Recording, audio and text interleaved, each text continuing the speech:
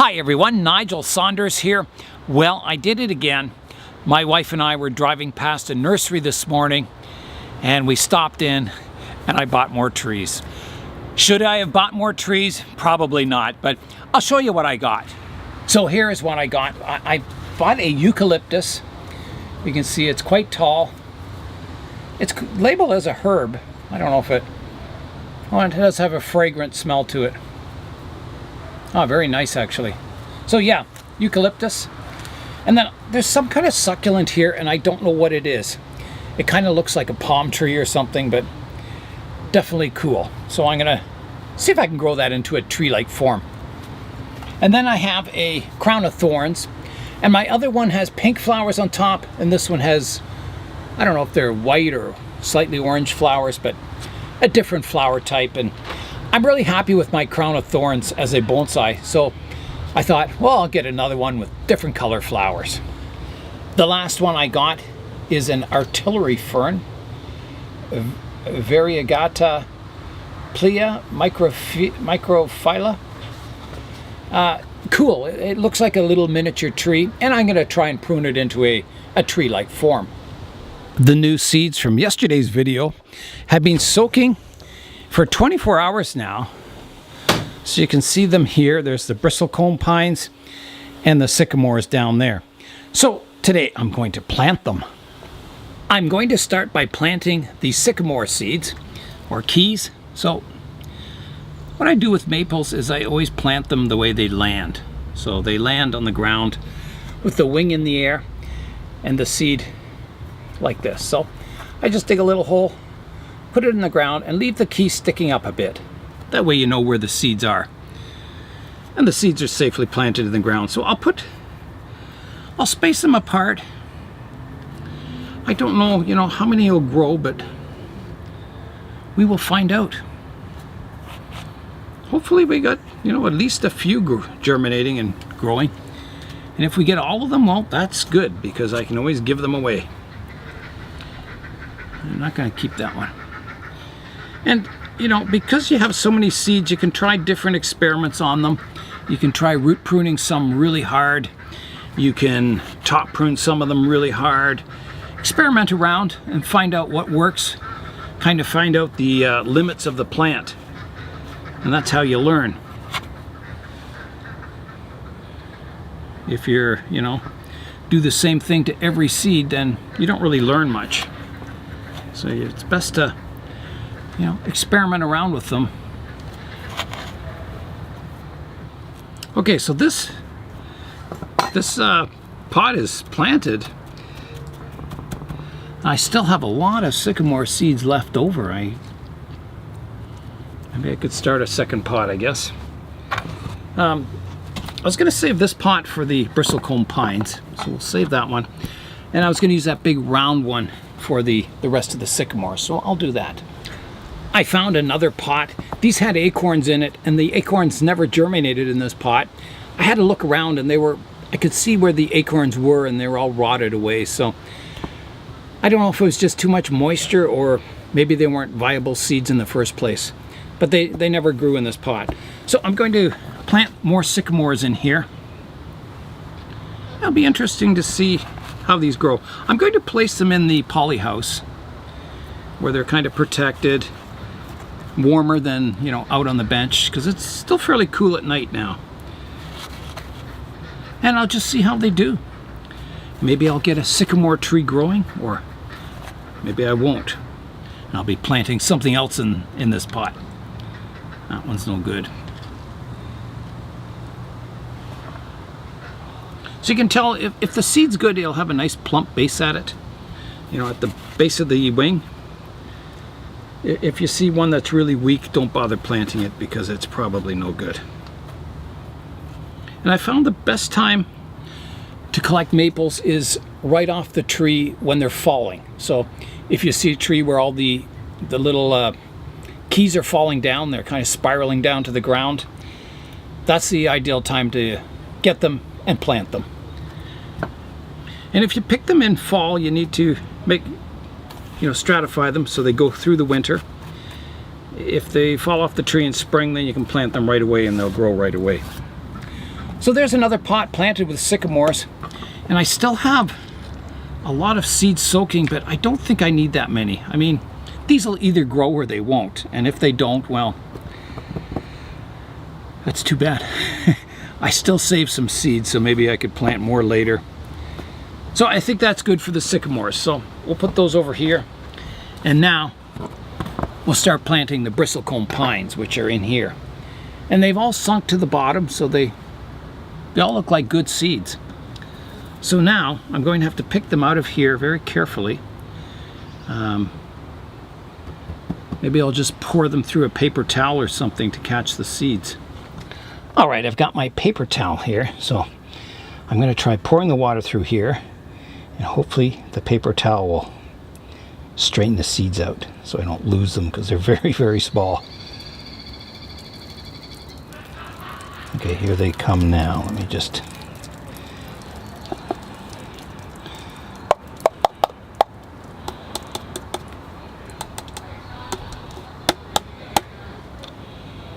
a few seeds stuck in there. I think there's 2 left in there. There they are. 1 and 2. So I'll just count how many seeds I got. I got 1, 2, 3, 4, 5, 6, 7, 8, 9, 10. 10 seeds. So we'll plant them all. Hopefully we'll get 10 bristlecone pines. All right, here I go planting the bristlecone pines. So the seeds are kind of pointy, and one end is more rounded than the other. So I think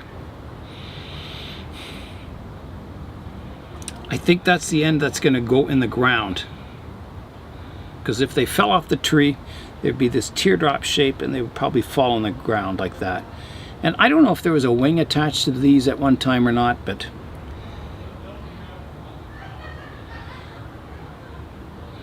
so I'll just plant them all teardrop shaped, with the rounded end pointing down, if I can. These are hard to plant. It probably doesn't make much difference. Okay, and this is I think this is my 10th seed. So here it goes into the, and I'm going to put a little layer of topsoil on top of here. So I'll do that now. Here's a look. I don't know if you can see the seeds, but they're in here. I don't know. I tried to get them with the rounded end down, but I don't know if I guess it doesn't really matter. I mean, so I'll put a layer of topsoil on now.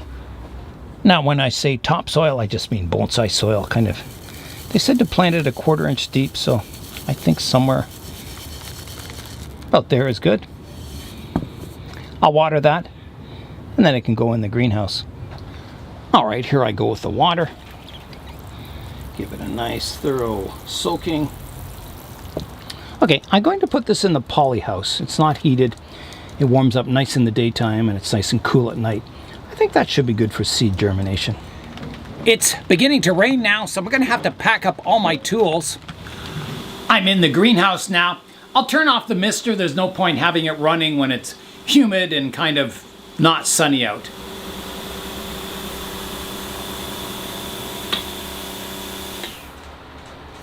There we go. It's so nice, the sound of rain in the greenhouse here. So it's cooled down in the greenhouse now. It's about 23 degrees Celsius or 75 degrees Fahrenheit. We got rain last night too, and you can see my cube here is full to here. So that's 800 liters or about over 200 gallons. I also, my pipe, I never did, this isn't permanent here.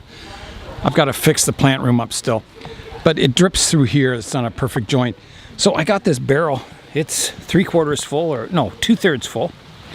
So I've got lots of water, and with this rain, I might even get more. I have a few updates I want to show you in the poly house.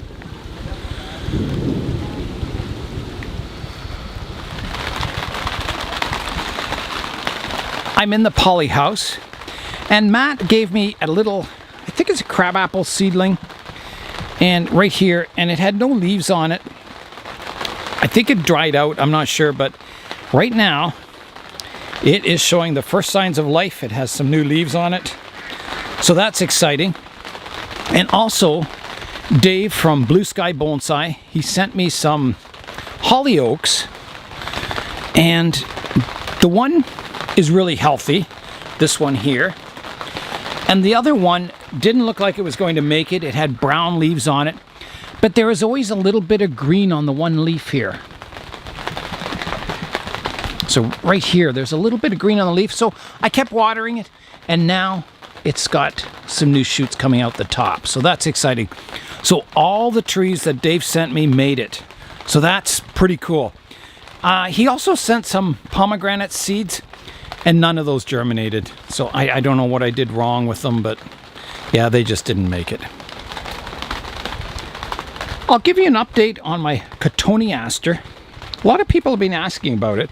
This is the one I reduced to almost 0 roots. So here it is here. So you can see it's got these really long shoots on it.